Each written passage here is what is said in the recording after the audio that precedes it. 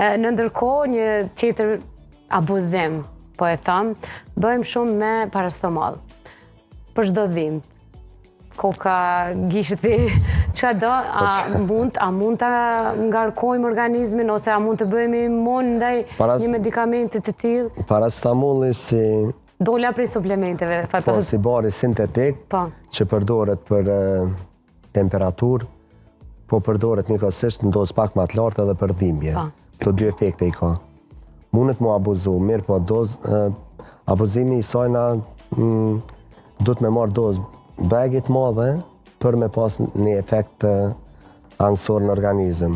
Doza maksimale e lejume është deri në 4 gram.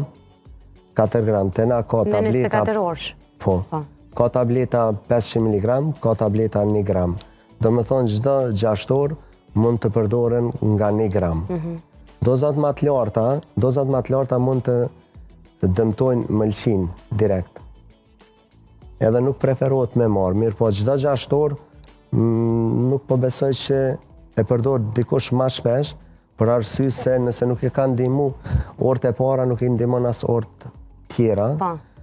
Po mirë është mu kontrollu shumë, sepse përdoret begi shumë.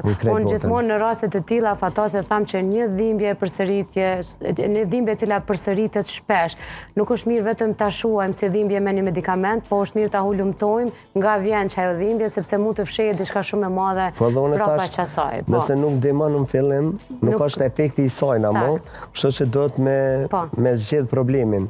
Nuk është zgjedhje me nejt non-stop me tabletat dhimbjes, sepse me vërtet kanë efekte anësore në organizëm.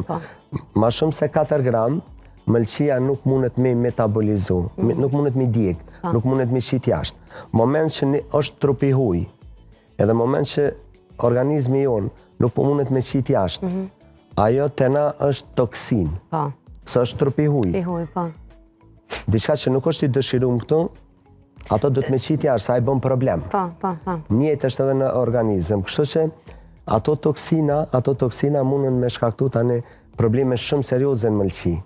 Masnina i harrojnë atyra dhimbje, e mëlçia është një organ që shumë vështirë regenerohet. Shumë vështirë.